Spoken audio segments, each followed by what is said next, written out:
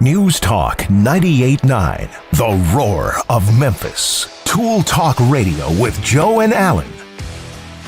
Welcome to Tool Talk Radio, everybody. I'm Joe Thorderson with Thor's Hammer, Carpentry and Wood Turning. I'm Allan Gilbreth with darkoakmedia.com. And I'm Maximilian, wishing you all a very happy National Hanging Out Day. Okay, explain. That's awesome. We don't have to work?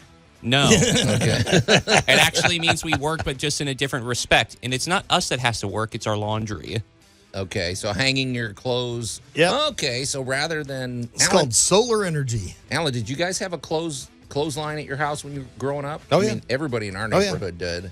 Oh, yeah. Yeah. Absolutely. It was actually enacted by a guy by the name of Senator Dick McCormick from Vermont back in 1998, because it's like they're trying to promote the, environmental benefits of using the air and the sun as the means of drying your laundry. Okay, I have some opinions about that. Maybe we can weigh in on that, because I've talked before about the antibacterial killing, or whatever you want to say, properties of just putting something out in the sun and A little sunlight. give it a little sunlight. You'd be amazed what it can do. So, okay. Well, speaking of epic conquests, on today's Great Moments in Building History, no, actually, if we're going to talk about epic conquests, before we get to that, let's review Allan's Week in Review. I would say is an epic conquest based on what the pictures you were showing me. I was getting real-time updates of your construction. Are you done with this phase? Because No, we're wrapping up. We're at phase delta. It's wrap up and clean up at this point. What DEF CON? okay. Oh my gosh. Yeah, this DEF CON, man, I would not want to be doing what you were doing this week, man. So, but so we'll be talking about that. But then, speaking of other epic things in Great Moments in Building History, well, in honor of the holiday weekend as well, we thought, why not talk about the movie sets from the film, the 1956 movie, The Ten Commandments, Cecil B. DeMille. Although Cecil B. DeMille made two movies called The Ten Commandments. He made one in 1923. And actually, we should probably mention both of those, because the history of the 1923 one is actually pretty interesting as well. These were both epic constructions. This is back in the day before we had, all the green screen and everything was phony. This is real filmmaking there back, and that was a big construction. So let's see, we have this is from the mind of Max. And Max, the way you put it to me, you said, what are we doing wrong that nature is doing right? Like, how can we learn from nature with our home construction and our building construction? Is that right? And I posed the idea of whether or not we're working in cooperation or competition with nature. Okay, gotcha. So, and also we have a science. We haven't talked science in a while, and this is going to be educational, because I know nothing. I don't know enough to form an opinion, but this is something that's out there and it's being developed. Allan, you know about this. It's called carbon capture technology. We're going to we're going to find out about the benefits and maybe the disadvantages or the challenges. Let's just put it that way. So there's a lot, and we have more that I'm not going to tease, because we know it's a losing proposition, because we may get to it or we may not. And of course, we'd love to hear from you as well. So, all right. But before we get to any of those things, a little late on the cue there, Max. Okay. Let's get to our must-have item of the week. I think we showcased this about 3 or 4 years ago, but Allan, I guess you can tell people what I've got here. Oh, you are sporting an 18-volt portable power light. Is it 18 volt? Yes, that is an 18-volt. Okay, meaning what? Because I put the bigger battery on this thing. Well, I mean, you can put the smaller battery on. Yeah, they're all 18-volt. It's a matter of the depth and length of time of service. Okay. That being a 4H hour rated, that's up to 4 hours of continuous lithium power. Okay, so yeah, I mean, it's a flashlight, but what's nice about this flashlight, if you go to @Tool Talk Radio over on Facebook, you'll see. For one thing, this is very stable, and it's got an adjustable, what do you call that? An adjustable beam? The aperture. It's got an adjustable aperture, and boy, is this thing handy when you're in a tight corner and you only have one hand. I've used this many ways. Sometimes you use it as, you hook it on something, you tilt it can serve as a hook. The base is really stable and flat, and it'll stay put even while you're using a saw. Or is there any magnetic parts of it? Where you could just No. stick it somewhere? No, not really, but it's so heavy it doesn't really go anywhere. And it's one of the nice things about these batteries. I don't know that we've ever talked about this, but it's wrapped on the bottom with this sort of gripping. It's like a rubber that's got a nice gripping texture to it, so it's not going to slide around and move. But I just love these. I didn't buy this by itself. You can buy it by itself, but this came in that introductory pack that I bought a few, going on 4 or 5 years ago now, where you get you get 2 drills, a Sawzall, this. I think there was one other thing, but I like that. I don't know about you, but do you remember back in the day how many batteries you bought and then just had to throw out because they wear out and everything? Oh, and back in the NiCad day, it was wonderful. What's NiCad? That was the predecessor to all right, NiCad is what made the leap from the plug to a portable tool.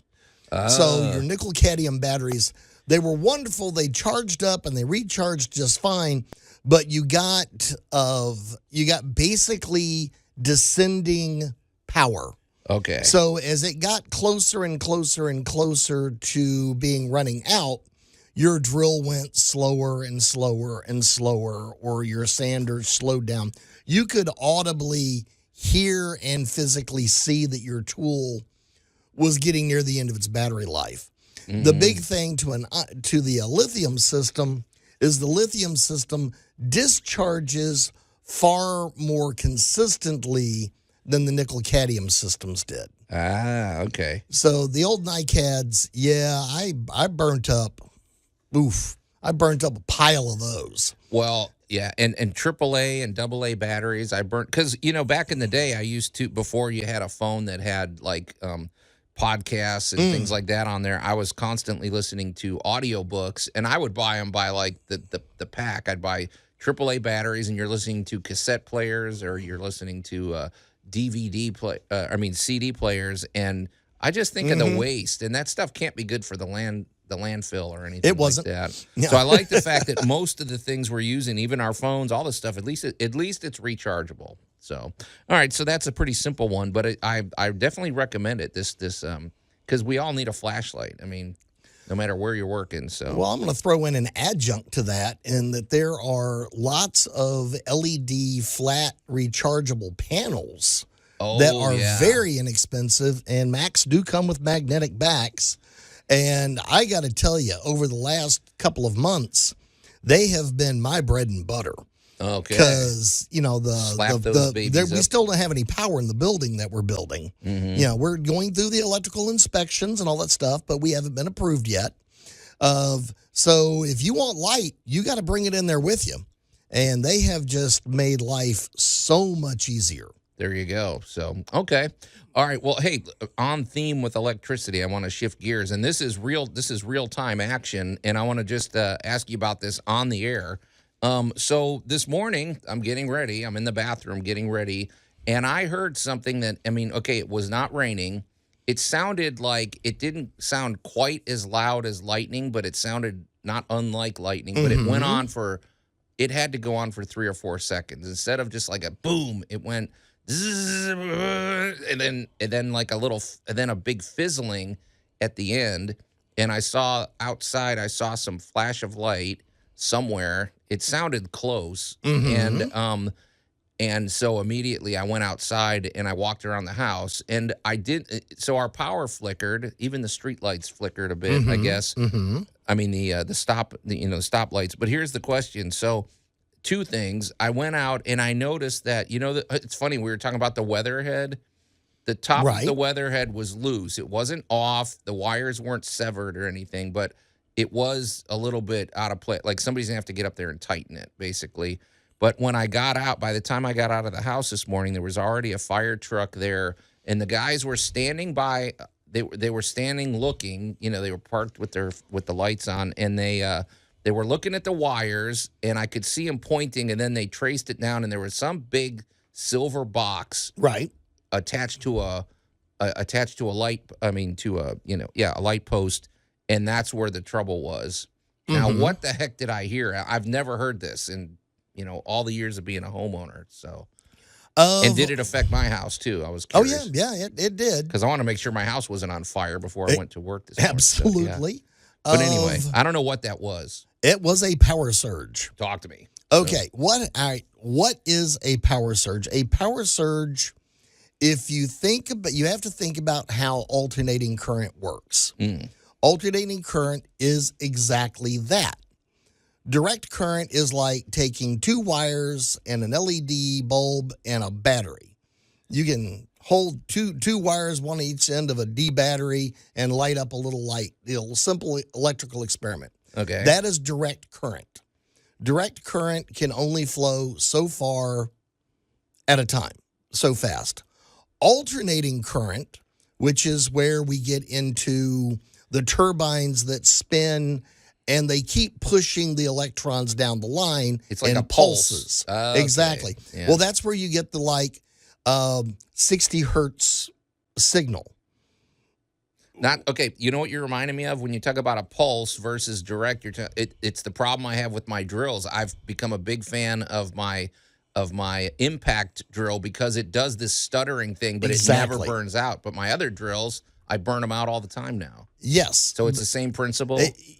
Close enough. It's giving it a little relief when you pulse it. Yeah, somebody out there is screaming at the radio going, they're not the same thing. But I'm going to say for the purpose of getting it in your head, okay, it's close enough because, yes, your hammer drill operates with that stutter kick, which is also micro-cooling that coil that's in there.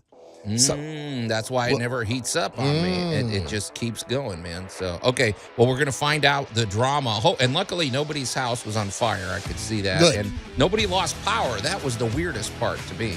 Well, I don't know. Maybe my neighbors did and I didn't notice. We're going to continue the epic discussion when we come back here on Tool Talk Radio. Tool Talk Radio with Joe and Allan. 911, this better be good. I cut off my husband's thumb. Attempted murder? You'll burn for this. What's your address so I can come arrest you? News Talk 98.9, the roar of Memphis. And welcome back to Tool Talk Radio, everybody. I'm Joe Thorderson with Thor's Hammer, Carpentry and Wood Turning, here with my buddy Allan Gilbreth from darkoakmedia.com and our pal Max over there behind the glass. And if you're just tuning in, we're in the middle of I guess it's kind of a science lesson about the nature of electricity and a real-time adventure at my house where early in the morning I experienced, I guess you're saying I experienced a power surge. My neighborhood did, and it was the weirdest sounding thing ever. It was like a prolonged zzz, and then like a popping sound with a flash of light somewhere in the vague, out in the distance. And then the thing it reminded me of is maybe what you would hear if you were watching like a Frankenstein movie when they're bringing him to life or something. Watching Jacob's Ladder with the voltage leaping between it go all the way up and down. Yeah. So, but now our power flickered, but it didn't go out. But now I can't say that our neighbors didn't lose power. I didn't get a close enough look at their well, houses. you all lost power for a second or two. Yeah. And it felt like it. That's the important part. Okay, so here's what happened. Inside that box... I'm sorry. And we should say firemen showed up and they determined that this big silver box attached to a telephone pole was the source of where this all happened. So hopefully nobody was standing out there waiting for a bus this morning standing next to it, but probably not a happy place to be. Yeah. Okay, so for the sake of visualizing this, out west where I'm from, of all electrical poles are designed a little wider and a little longer than what we have here. Okay. And the reason we do that is eagles. Oh. Because they got really big wings. And when you create a short circuit, AKA you connect two electrical sources not at a planned junction, you have created a short circuit. And this is a great way to die. Yeah. I don't doubt it. You can go to YouTube and watch any number of wonderful videos of critters, especially squirrels, getting somewhere they don't need to be, and then you hear it zap. Mm-hmm. Okay, so the only good news is it's instant, so they don't suffer long, right? Yeah. Okay. Yeah. So with that in mind, anything that creates a short circuit like that is going to create that snap pop, and it's going to momentarily interrupt the alternating current. So, all right, so let's just say for the sake of argument that we have 12 points on the magnet. So as the inside spins, every magnet it passes, it gets a surge of electrons. Okay. All right, so on magnet number 1, you got a surge, magnet number 2, and they're alternating, so they're pushing each other down the line. And that's how our electrical wires basically work. Here's the fun part. Now the giant cockroach flies in between the two poles, and he creates a short circuit, and he gets popped. Well, now the pulse that should have gone out on number 3 went to the cockroach and jumped into the other transformer. The pulse. Okay. The pulse as we go around an alternating current as it's pushing the electrical down the line. Well, you missed that pulse. Well, guess and that's what? Now made you the have a lights gap. go- Okay. And guess what's coming right behind it? The next pulse. Now, if you were on the other line, guess what? You got 2 of them together. Okay, I didn't examine closely, but you're saying this could have happened from an animal that This could have caused this happened from morning? water. This could have happened from a wire. This could have happened from debris. This could have been a squirrel. This could have been, anything. There was a flash. I mean, something got fried. Something got cooked. Okay. Something fell in between there. This might be a question to save for after the conclusion of this discussion, but it just feels like that this is a very temperamental means of supplying electricity to a mass amounts of people. And so I'm wondering if we could do this any better. Well, that's a good question because I was thinking this. That's what I'm like. Okay, how many power outages have we heard where you lose 6,000 homes because a squirrel walked across some whatever. If you want to see far worse, take a look at a picture of New York City back when it had direct current. There were so many wires you couldn't see the sky. So our current system works better than anything previously in history, but that's not to say it's not going to constantly improve because now we're getting into personal renewable resources, Right. wind power, solar. You can buy your own solar-powered battery backup. I know they call it a generator, but Yeah. it's a battery backup, y'all. And we can do our own solar. And we have recently seen all kinds of really cool technologies from micro battery storage all the way up to house batteries. So the electrical grid is changing. Because the Luddite in me is like, well, if we're kind of almost like the makers of our own doom based on the way how temperamental electricity is, because all it takes is one EMP, one power outage, and we're donezo. Well, I mean, I think people know that. It's like we need to find alternate ways of powering. We don't have our to go back society, to right? the ancient times, when we're grinding mills of water power. Or maybe things that are less like we're just, I don't know. But I do have a question though before we move on. Well, I get to do a quick shout out for MLGNW because a couple of years ago we had a number of storms where tree limbs caused all kinds of havoc all over the Mid-South. For those of you who are listening to us outside of the Mid-South area, especially out west, I know this is hard to imagine, but Memphis is covered in trees. Oh, yeah. We are a very green city.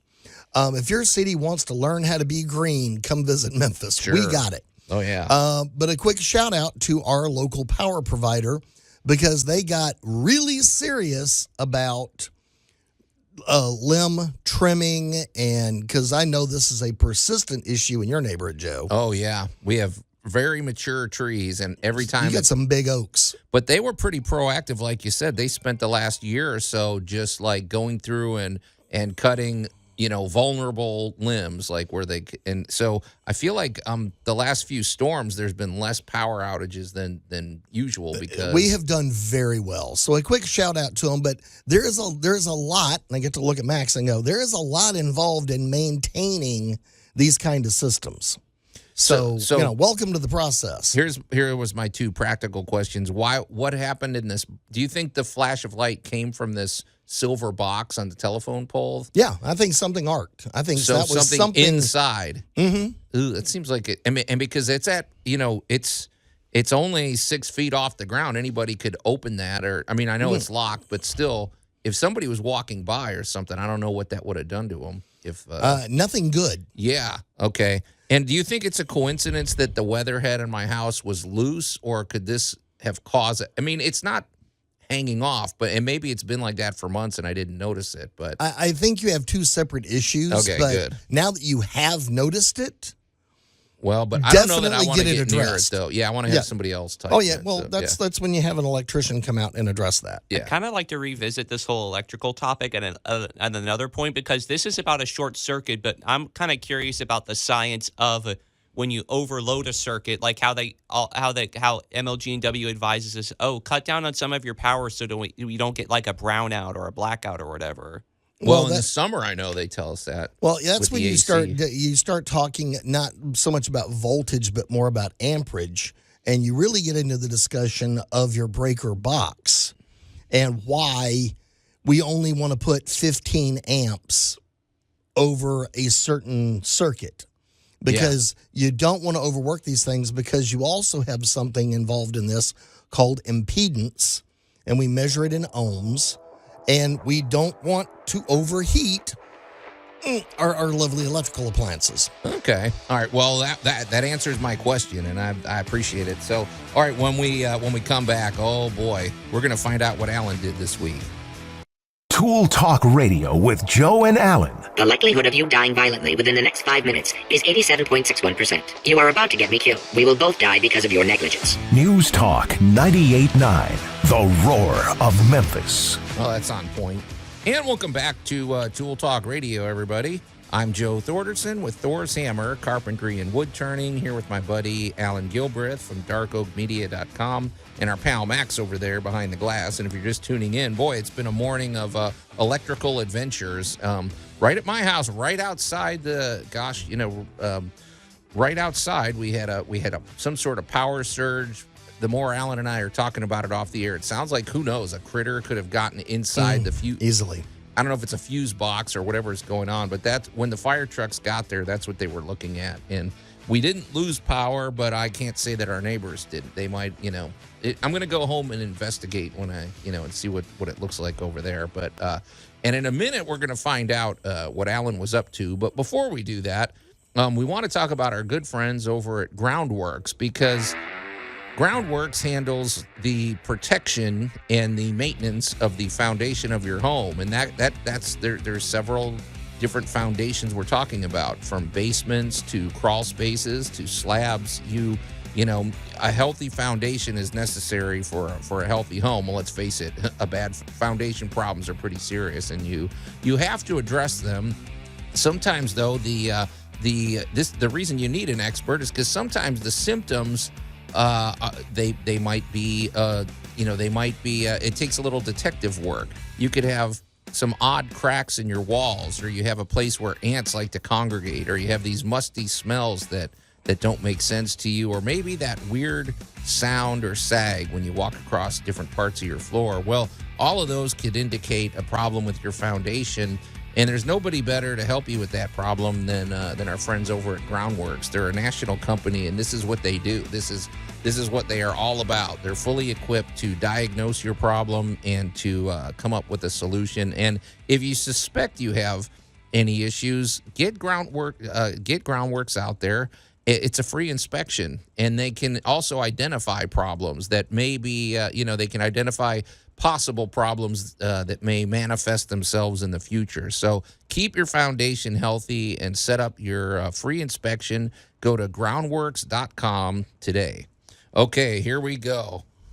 Oh, the humanity. Now, if you're a little behind with Tool Talk and you haven't been following Allan's drama, this is... Allan, you have been putting in, you're building this new, well, I mean, it's almost like you're building a house, but you're building kitchens, bathrooms, new structures. The nice thing is You've started down. You framed it out. You've built everything so you can build it according to, what you need. But you're putting in something that, I mean, these things look brutal. Oh my gosh. 2 foot by 4 foot tiles. Can't even a half-inch thick. Made in India terracotta. And putting them on the wall. You're not. I mean, this sounds awful on every level. We're going up the wall from the tub in a 9-foot ceiling. So Wait, you're going all the way to the top. We're going all the way to the top. Cutting these things, drilling these. I mean, everything about it sounds awful, man. All I got to say is a 4 foot by 2 foot tile, back buttered, going up a ladder. You better explain what back buttered means. All right. So when you're doing tile, you want a good solid surface to tile to. Mm-hmm. In this particular instance, normally I'm usually fixing something in a facility for somebody, and it's usually 30, 40, 50 years old. Right. So you're usually working with some type of sheetrock or a substance like that, which is, sheetrock is fine, but sheetrock and water really don't get along. Yeah, you need a barrier in a shower. And so, people have tried all different kinds of barriers over the years. And the best part about this particular bathroom is I got my way, and it is concrete. It is concrete board. It is backer board. And this bad boy is solid. It can hold the weight. It's good. It's clean.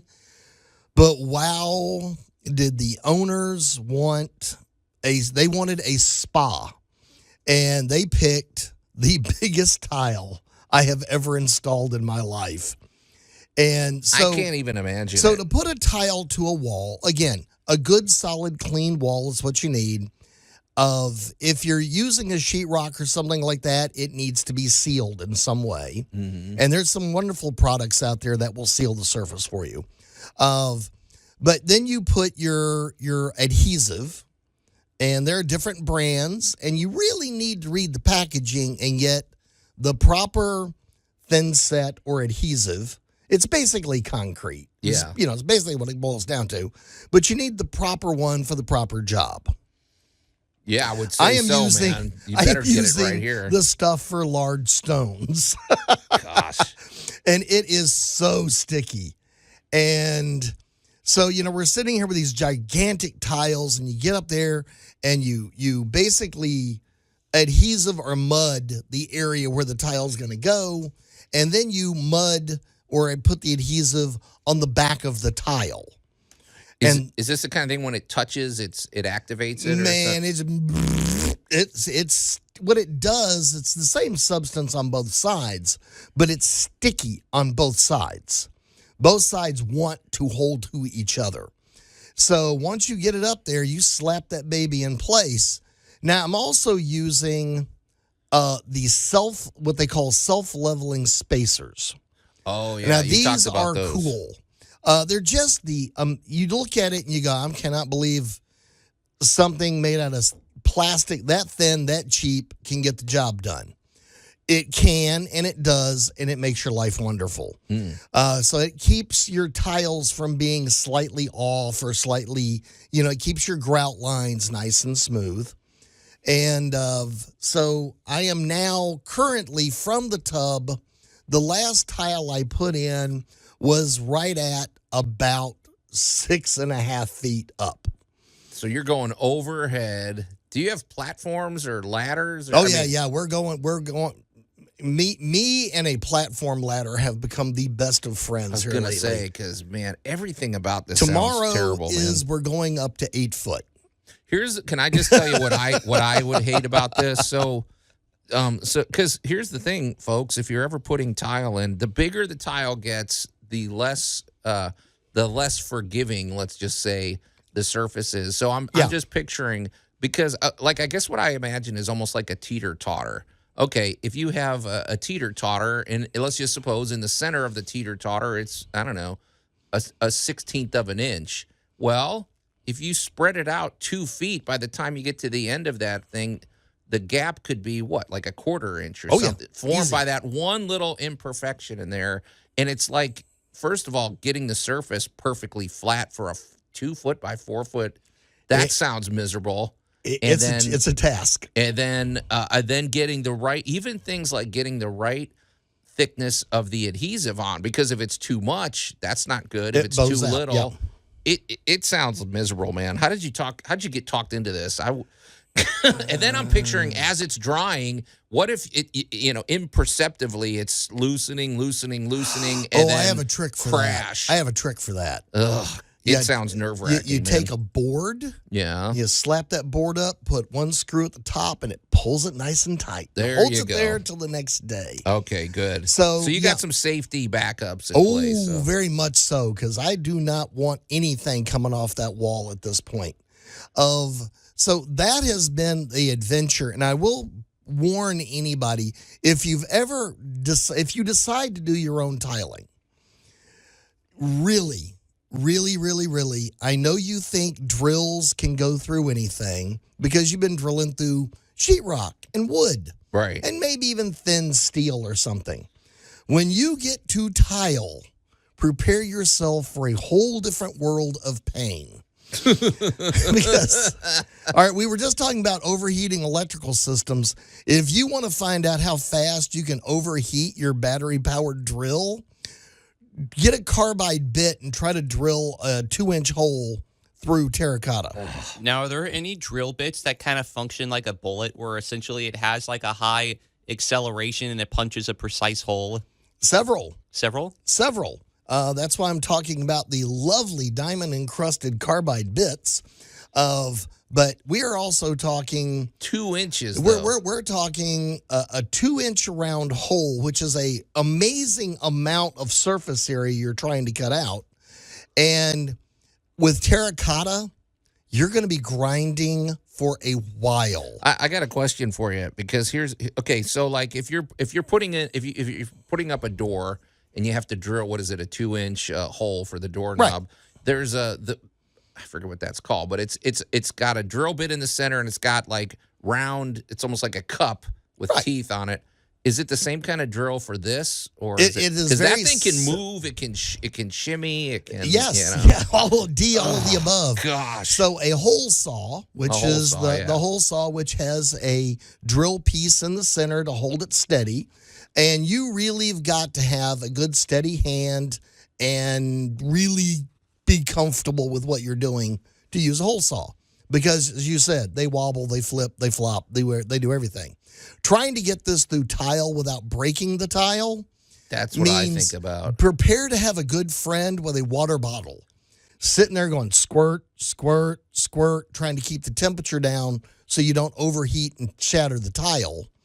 And the other one is terracotta does not want to be drilled, and it is going to resist you. So I shocked everybody. Yes, I know, Captain Battery over here, when I broke out my corded 35-year-old drill. Oh, wait a minute. Okay, I noticed you bring that up right at the break. We're gonna confront you on this before we move along to a new topic. But Allan is betraying the battery. Okay, we're gonna find out what happened here when we come back on Tool Talk Radio.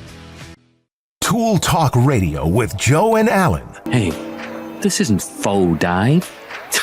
This is a dive. News Talk 98.9, the roar of Memphis. And welcome back to Tool Talk Radio, everybody. I'm Joe Thorderson with Thor's Hammer, Carpentry and Wood Turning, here with my buddy Allan Gilbreth from darkoakmedia.com and our pal Max over there behind the glass. And if you're just tuning in, after years of ridicule, I've finally been vindicated. Allan has been forced to admit something that I've been saying for years. Although, in fairness, it's whatever. Okay, let's just say it. Allan, you were working on this serious tile. I mean, this is 2 foot by 4 foot tile you're installing in a bathroom, and it's a 1/2 inch thick, made of terracotta. Mm-hmm. You're drilling a 2-inch hole in this thing. Mm-hmm. Sounds miserable. It is. And instead of reaching for your battery-powered drill, we went through 2 of those. You brought a plug-in drill, which I've been saying for years has more torque than a battery-powered drill. No. I mean, it does not have more torque. What it has is better cooling, because this is actually a drill from over 25 years ago that was designed to drill tile. I bet it could drill through concrete too, right? Oh, yeah. Okay, this was so- back when I was working on resorts.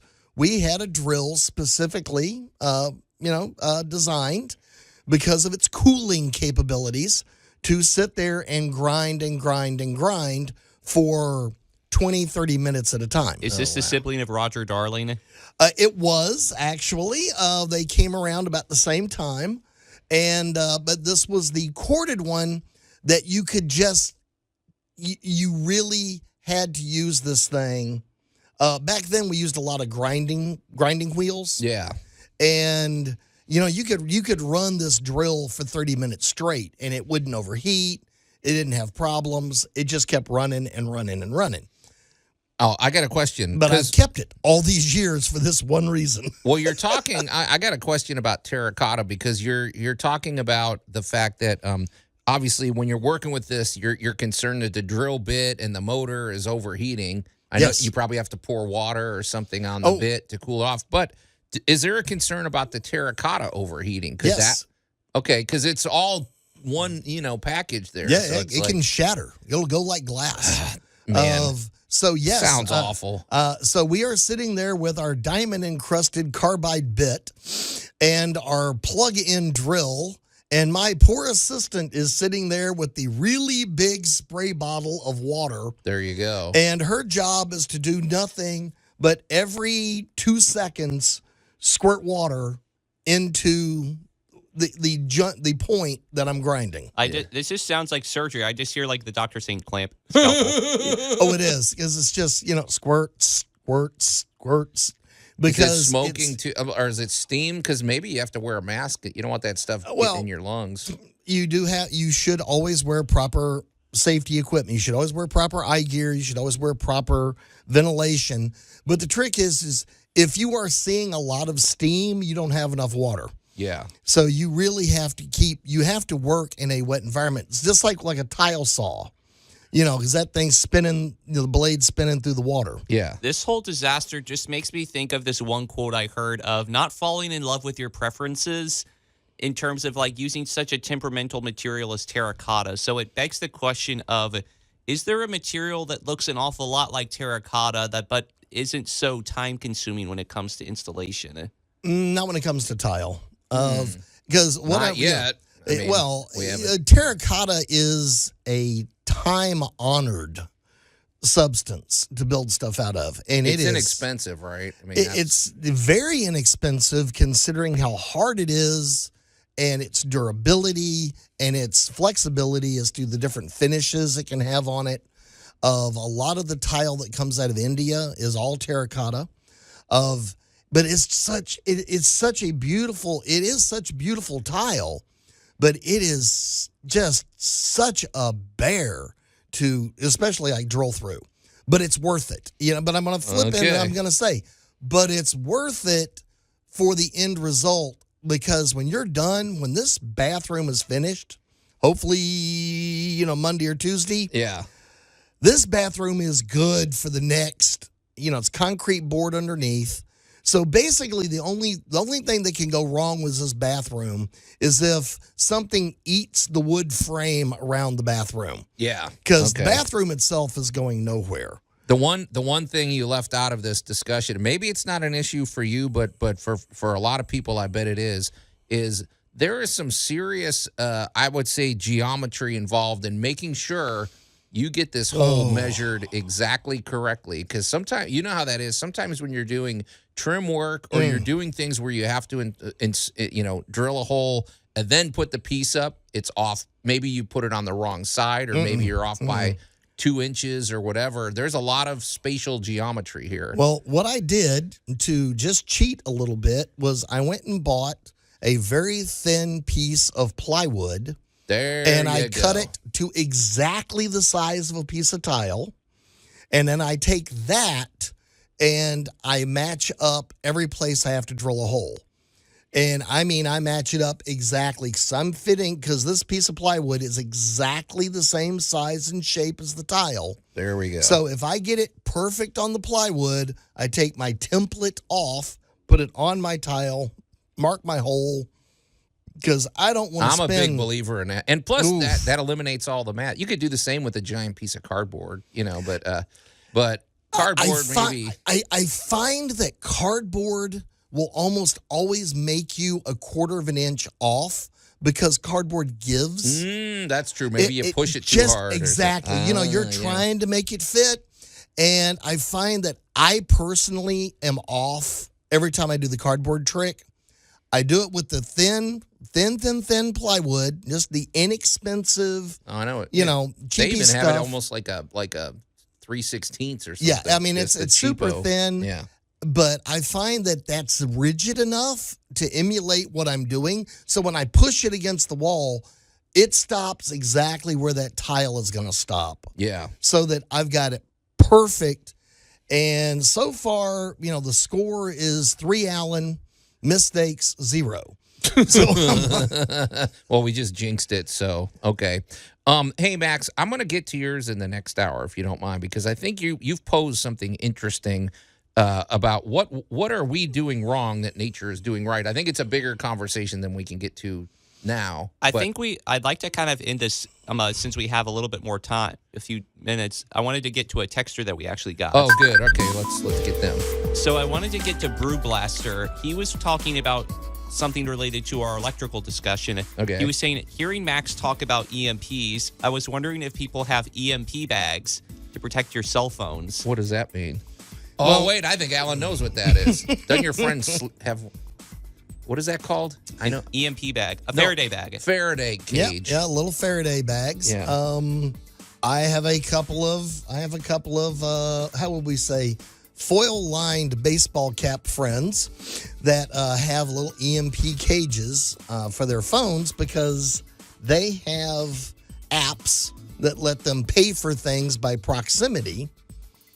AKA, they got some kind of code or something on their phone, and they just wave it by the machine, and it rings up I see. whatever. Like Apple Pay or something.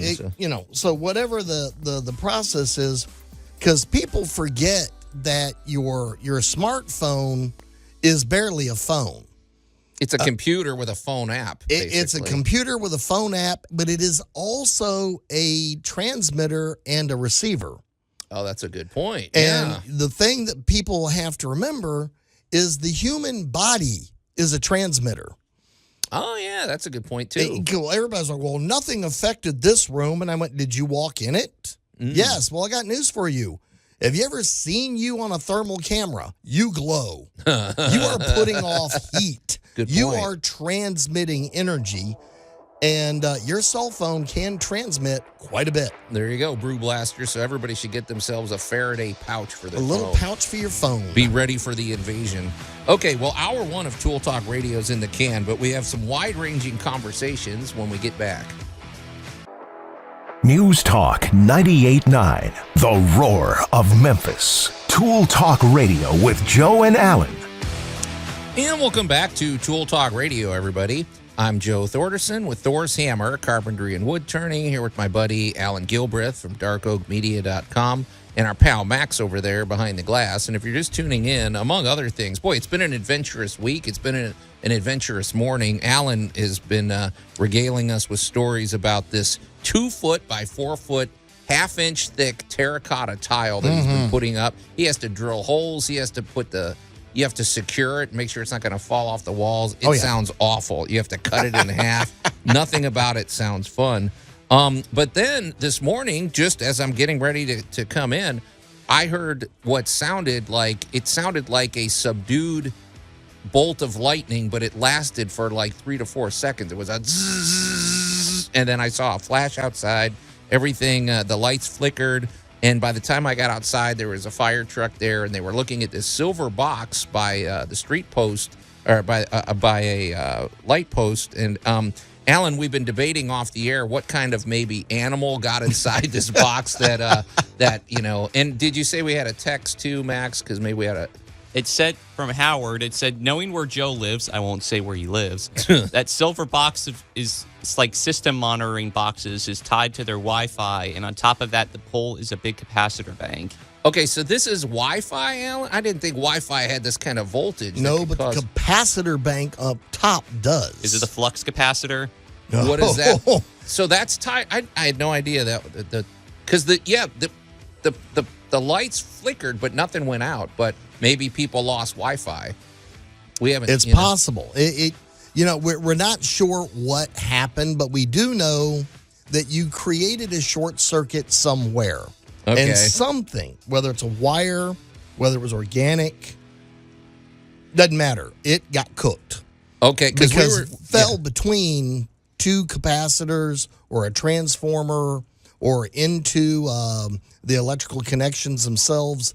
Anything that creates that short circuit, it's going to get cooked. So basically what we're talking about is whatever it is or whoever it was got the question of how long this sound went on for was how long it was taking them to fry, basically. Yes. Okay, because we were debating, like I said, well, we have snakes in the neighborhood. You do? We have squirrels. We have whatever. So could you, after the show, maybe Allan could come by. Are you able to tell by smell what creature might be in there? Well, burnt hair. I got news for you. Burnt hair is pretty obvious. Well, but I don't know. You could say, well, that's the smell of burnt possum hair. Yeah, that's I'm the not sure I smell can do of that good, but I can tell you whether or not it was, the cockroach or it was the squirrel. But Now, what does snake flesh smell like when that's burned? That's gotta be. All I got to say, from having cleaned out a lot of these things over the years, it's all unpleasant. Okay. All right. Well, somebody bought the farm this morning, and they caused some adventure in my neighborhood. I don't know. My wife I'm going to even just hope it was a texted me. loose wire that got touched and got cooked out, and of course the repair crew will be there shortly. Okay. But if it creates a short circuit, it's gonna get zapped. Okay. Well, I'll keep you appraised of the situation when I get home. So, but now let's shift gears. Let's explore the mind of Max. Now, Max, I'm going to just tell you, this is what you told me you wanted to discuss. You said, what are we doing wrong that nature is doing right? And a subheading of that is maybe competition versus cooperation. I don't know. I think I know what you mean, but... Can I just tell you the context in which this question arose? Okay. So I'm walking home one day, and I know, I'm walking across, the sidewalk and everything, and all I notice is, through the cracks is just, moss, and then, little, anthills, being built and everything. So it's despite our best efforts and everything, nature is always going to win over, but she's a very soft yet effective conqueror, because it's all right, it just looks like moss. It just looks like ants building hills under under the concrete and everything. But it's over time, she's going to win in the end. So what are we doing wrong with our infrastructure that nature is doing right, that she's always beating us? Well, you even said something, too, like nature is slowly always trying to retake its territory. Like our house is being, I don't want to use the word assaulted, but there are forces at work trying to basically dismantle our home, right, Allan? I mean, we know this. It's the silent killer, you could say, and sometimes not so silent. Well, this is where I upset people sometimes. Yeah. I got a lot of friends that are I hear the words back to nature, and I don't want to go back to nature. I don't want fleas. No. Ticks. I like living in a house. I like my 50% humidity. I like my comfort. I like having a dishwasher. I don't want to die of influenza or the plague. Right. So, I'm not big about getting back to nature. However, I am a huge fan of understanding how to manipulate nature in a mutually beneficial way. There we go. Yeah. So, all right. So, and if you don't like the word manipulate, I'm going to use the word manipulate because I'm going to pick on our dear friends, the beaver, for just a moment. Because they are the other critter on this planet that transforms their world. That's true. I mean, think of what they do. They create cities. Ecosystems. They flood things. They cut down. They're deforesting. Well, they can also rehydrate a desert. They can, so there's places in Canada that they've revived the ecosystem. Yes, we've actually gone from thinking they make good chili and wearing them. Not me. I would never do that. Yeah, shame on you, sir. But yeah. And pelts, right? I mean, Well, they sell the we beaver wore pelts. beavers. Beavers were very warm and wonderful, and we hunted them mercilessly for quite a while. And now we're kind of going, oh, wait a minute. These guys are really good at managing water. Yeah. So if you're in areas that needs good water management, these guys are really good at it. That's their whole purpose in their existence. So, welcome to farming, Max.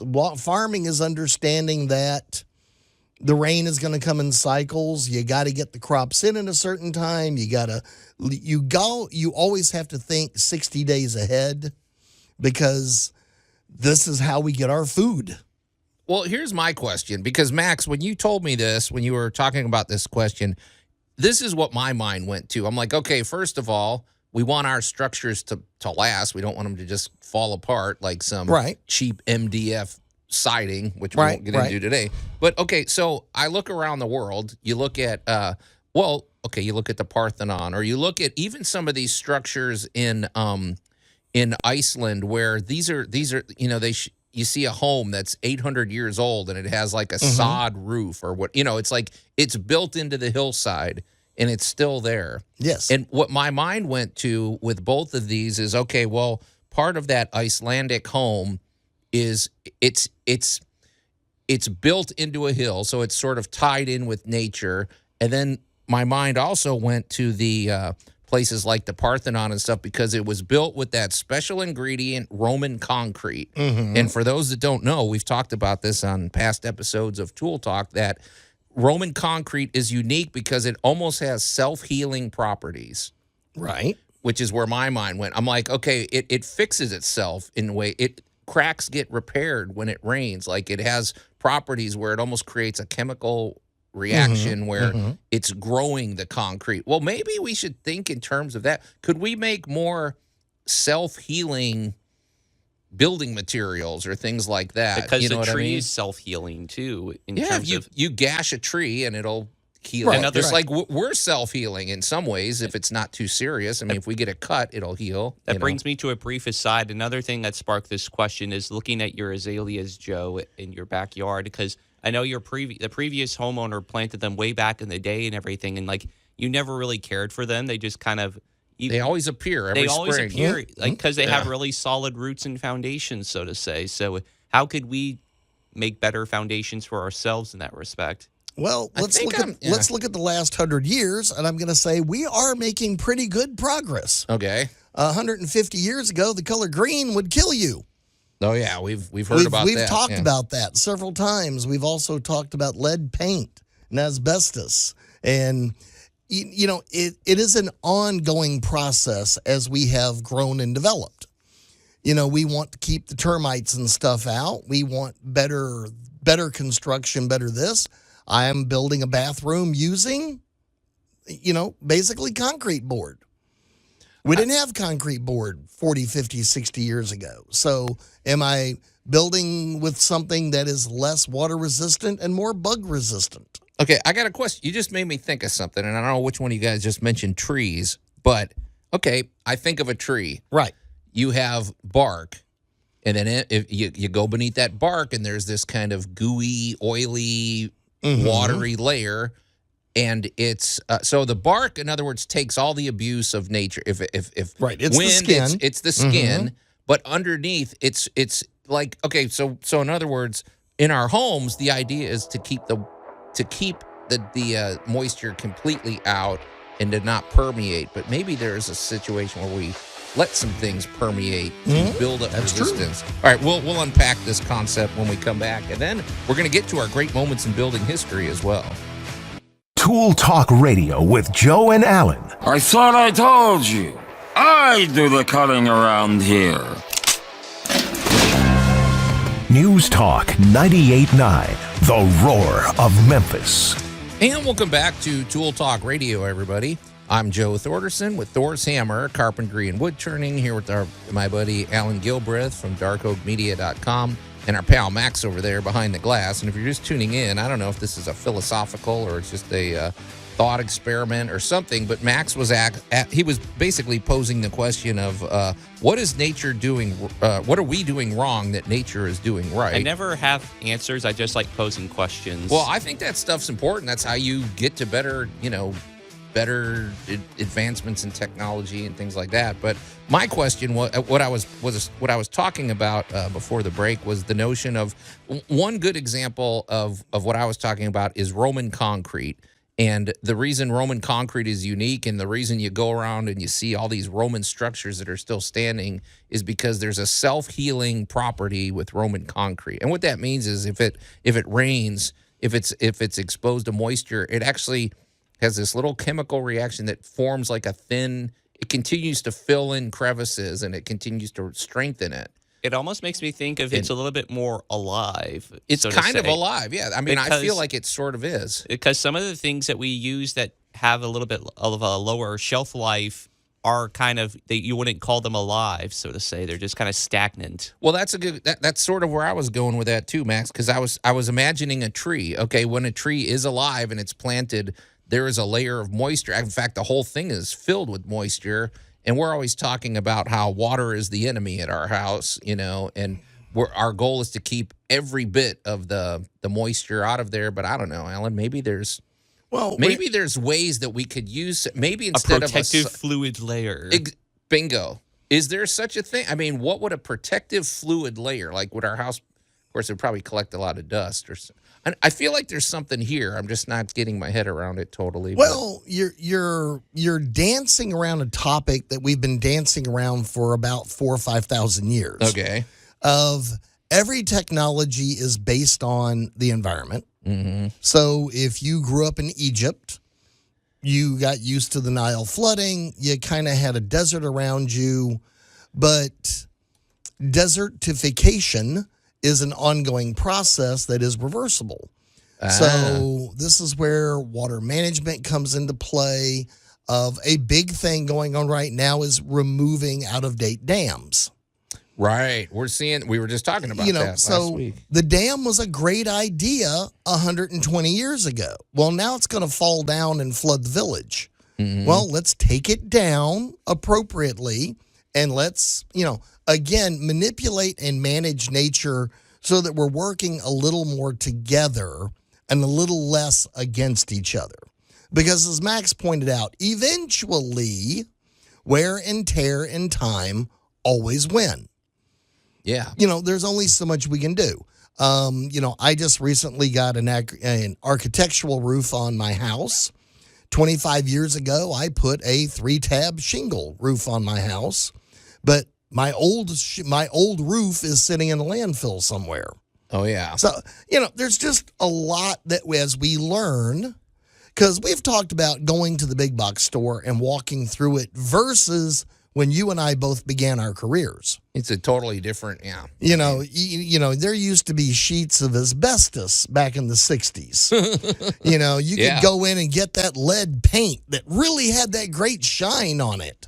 And, there's just so many products that were a great idea because we could make them that we then found out weren't that great of an idea. Yeah. And we just kind of moved away from them. And I think we're more or less headed good directions, but we're waiting on what's appropriate. Well, what's feasible. And I think, Max, you and a lot of people are asking the right questions. I think this is, a good direction. We can't just build things that take forever to break down and put them in landfills and, cause pollution and everything. So, but it's a good question. So I think. Well, it's always something to keep in mind because we can always, no matter how good we are doing, we can always do a little better. Okay, well, that's that's a perfect transition to what we're going to talk about next. Then, Hail science! Okay, so Alan, I'm minding my own business, and in full disclosure, I've been getting a lot of show material from my wife lately because she'll see a video and. She will ask about something. She's like, hey, will you ask Allan about this the next time, on the show? And I'm like, this one was interesting to me. And it's not, this is sort of, I don't know that there's agreement on this, but it's a technology called carbon capture technology.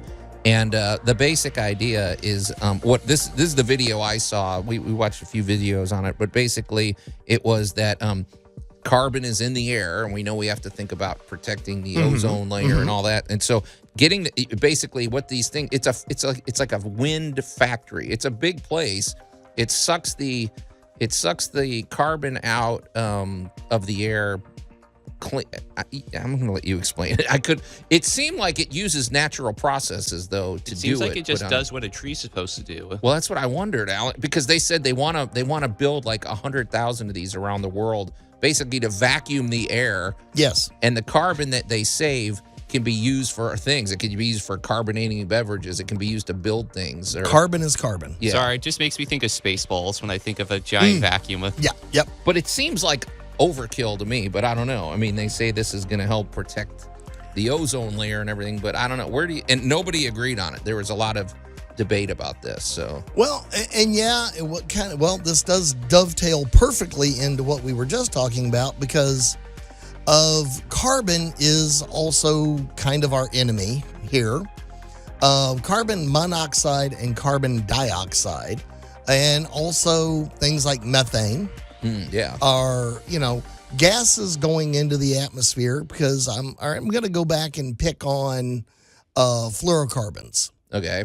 They were a great idea. Man, they gave us hairspray in a can. They gave us all kinds of I'm serious. No, I know. They gave us all kinds of... They powered the beehive hairdo. They powered a lot of things coming out of a can. You could now aerosol things. And what we didn't know was that those fluorocarbons didn't break down and started accumulating in the upper atmosphere. And, well, then we discovered that was really bad because it was basically going to roast us eventually. Right. So we moved away from that, and we quit doing the fluorocarbons in spray cans and went, okay, all right, let's stop that because this is bad. We're gonna eat a hole in the ozone layer. And now as we've moved forward, much of our technologies today are based on burning some kind of fossil fuel. All right, well, these fossil fuels are how nature captured and stored carbon for millions and millions and millions of years. So this process has been, animals make carbon, trees make oxygen, kelp makes oxygen, phytoplankton makes oxygen, critters make CO2. We kind of got a balance working here. Now, our modern world, we've put that out of balance because we're using more and more energy. Yeah. So we're releasing We're producing more and more a lot more carbon, and the trees can't keep up, right? Basically. Well, here's the thing. I am a huge proponent of gardening because my garden is a carbon capturing beast. Yeah. I got plants and trees and bushes and gardening, and of all of this is just a natural process. Yeah. I might be kind of jumping the gun a little bit here, Joe, but you were essentially talking about off the air the idea of, well, rather than building like a bunch of the like factories and everything, why don't you build these on like a micro level? But it's like, well, why would we need to build carbon capturing systems on a micro level when we can just recourse the plants? Well, that was the question, is like, are you better off planting a tree in your yard or making a mini carbon capturing whatever device for every home in America? The answer is probably D, all of the above. Okay. Because we need to survive, we need to be here, we need to be able to eat, we need to be all these wonderful things. And we're kind of wondering, what does that got to do with tools and tool talk? Because, well, these are little everyday decisions we make in our homes that make micro differences to basically the overall planet. Every yard is a micro It's climate. A little micro environment. Yeah. And, your trees and bushes and stuff, basically, if it's alive on this planet, it's made out of carbon. Okay. we might have a few parting thoughts about this, and this will be an ongoing because this technology's kind of on the newer side. But when we come back, we're also in our great moments in building history. We're going to talk about an epic production when we talk about the movie sets from the 1956 film The Ten Commandments. Tool Talk Radio with Joe and Allan. I need them 8,000 hens moved into their new cages.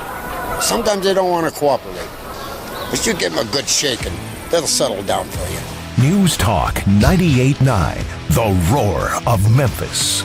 Talk about manipulating nature, Max. And welcome back to Tool Talk Radio, everybody. I'm Joe Thorderson with Thor's Hammer, Carpentry and Wood Turning, here with my buddy Allan Gilbreth from darkoakmedia.com and our pal Max over there behind the glass. And Allan, I'm looking at the lineup here, and I'm looking at the clock. We'll circle back to this carbon capture technology in the future. We'll be keeping an eye on it. We'll be following it with great interest, but we absolutely we have to move on. Before we move on, though, we want to talk about our good buddy Jay Hill with Big M Roofing and Remodeling. And let's see. Okay, what do we got here? Okay. I don't know what this one is, Max. So if you're just wondering why we're hearing this this unique music, it's because we're on the hunt for some good walk-up music for Jay Hill. This is called Dumb and Dangerous. He hasn't been happy with your musical choices yet, Max, and we're trying to find just the right royalty-free music for Jay Hill. And I mean, if you've got opinions too, send us that. That's not bad. I don't know that it fits Jay Hill's personality though. So I chose it for the name alone. Keep searching, Max. Okay, but anyway, let's shift gears. We're here to talk about Jay's expertise in the field. He's all about the protection of the exterior of your home, from roofing to gutters to siding to windows, and he's also an expert interior remodeler. However, he doesn't want to get anywhere near your kitchens. He doesn't do kitchen remodels, and he definitely doesn't want to be dealing with that 2-foot by 4-foot tile you were dealing with, Allan, in the bathroom. But everything else is on the table. But especially, we always like to lean into Jay's roofing expertise, because for one thing, he's one of the top-rated roofers in this entire region. He's always 5 stars with the Better Business Bureau. He's a GAF Master Elite Installer. And these are roofing systems that they put in place. These things are so effective that they offer lifetime transferable warranties. They make your home run cooler. In the summer, these things, they we're talking about working with nature, Allan. These roofing systems with their ridge cap vents and all of the other properties, they make your utility bill lower. They're just outstanding. And of course, all of these have to work in harmony with all of your other systems, like your gutters and your siding and your windows. And so Jay handles all of that.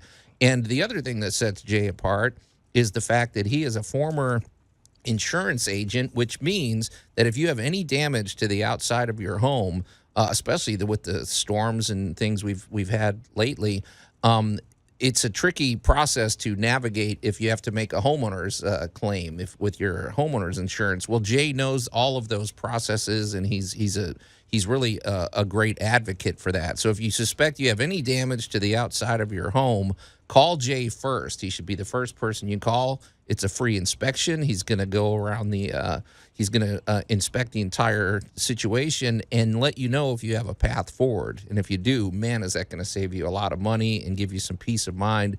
Also, though, Jay has 30 lenders that he partners with, and they offer great financing. And so he handles it all, and he brings a lot of energy and enthusiasm to every project that he works on. We love Jay Hill, and he always encourages you to call him directly. So you can reach him at 901-484-5645 or go to bigmroofingandremodeling.com. All right, Max, I've been looking forward to this conversation. And now, great moments in building history. All right, well, Allan, this is we're in the season of holidays here, and so this seemed very appropriate.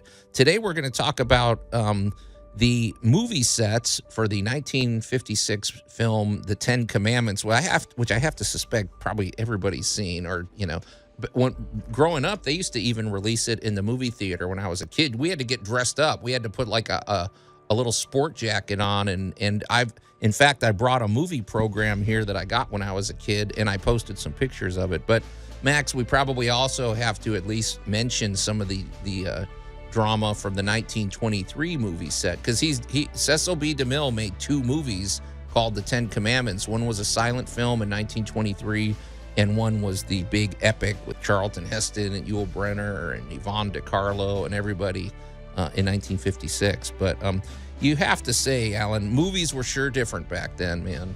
So yeah, they didn't have safety rules. Yeah. Yeah, you could drop a horse on somebody. But this was the era. All right, well, let's pick on the first one because it was filmed in California. It was actually filmed basically in Guadalupe, California.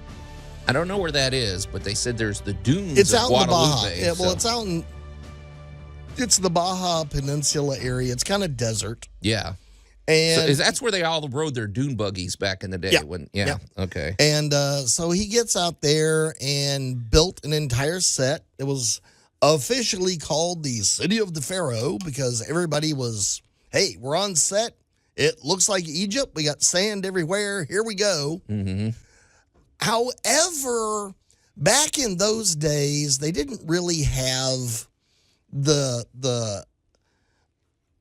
we're going to say like the lot system that they have now. Like 20th Century Fox builds their own warehouses and their own lots. Oh, right. And their own stuff. Yeah. Well, this is out in the middle of the dunes.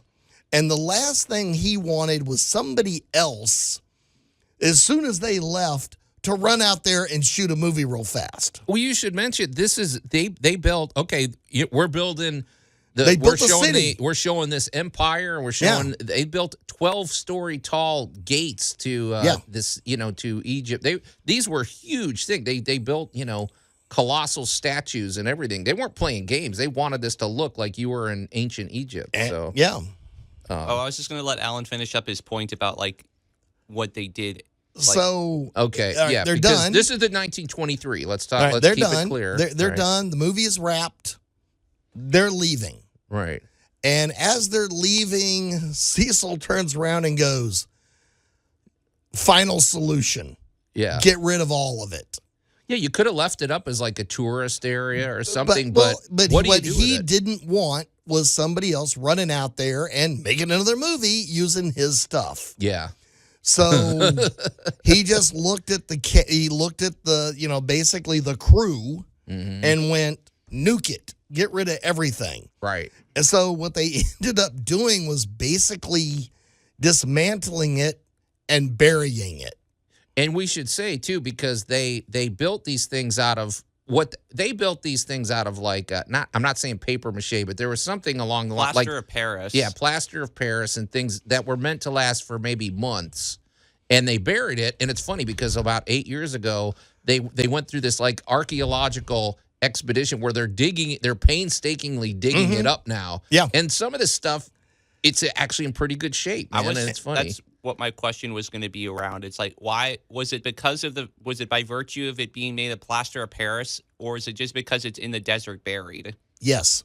Yeah, I can't imagine it would have survived if it was like in forested area. No, or if it'd been left out in the weather. Yeah. And it had been someplace that actually had weather other than desert, this stuff would have melted and fallen apart and been gone years ago. Yeah. But they buried it in a desert.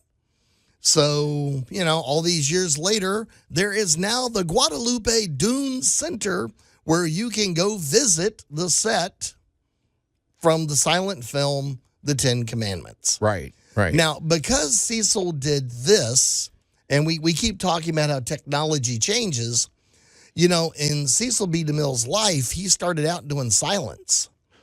Most of his films were silent, color. actually. He saw color come into existence. Right. Buena Vista Technicolor and all these new technologies kept coming down the pike, and he looked at it and went, all right, we got to do it again. Yeah. And this time he had an amazing cast of actors and actresses at his command. He was the he was the big guy. He was the 800-pound gorilla in he'd already proven Hollywood. himself. Yeah. He made a movie about the circus, which was epic. I mean, what was it called? The Greatest Show on Earth with Charlton Heston and all. And when you watch that movie, you're like, you don't expect it to be that intense. Being about it's like it shows. It's intense. It was a big production, but so he can handle a big production. You know? He was sort of like the James Cameron of his day, only bigger. Well, they'll entrust him because it was like $13 million, which in today's money, I don't know what that is, but that's a big budget. It's a lot. So here's the big thing. There's no such thing as CGI. Everything is a practical effect. It's funny you say that. There is a little bit of not CGI, but it's basically animation, like with the Pillar of Fire and a couple of things. And those are sort of noteworthy because they don't look that good. I hate to say it. Everything else looks great at the time. They looked amazing. Oh, it was cool when you were in the theater watching it, but when you look at it by today's standards, it's like, okay, that fire at the Pillar of Fire, it looks like a cartoon, but you can't fault them. I mean, that's all they had in that day. 1952. Right. So now here's the kicker. He decides we're not doing this in the desert again. We're going to the real desert. Well, we're not faking it. We're going to Egypt. They picked up and off they went. They headed over to Egyptian at Mount Sinai, the Sinai Peninsula, and they built probably one of the largest exterior sets ever built. But this is full color now too. This has to be It's said. on. And the funny thing, too, is the Egyptian government rolled out the red carpet because they said, you treated us so well in your portrayal in 1923, we're giving you the keys to the kingdom here. So it's like they really gave them full access. And we're gonna talk about how that played out when we come back here on Tool Talk Radio.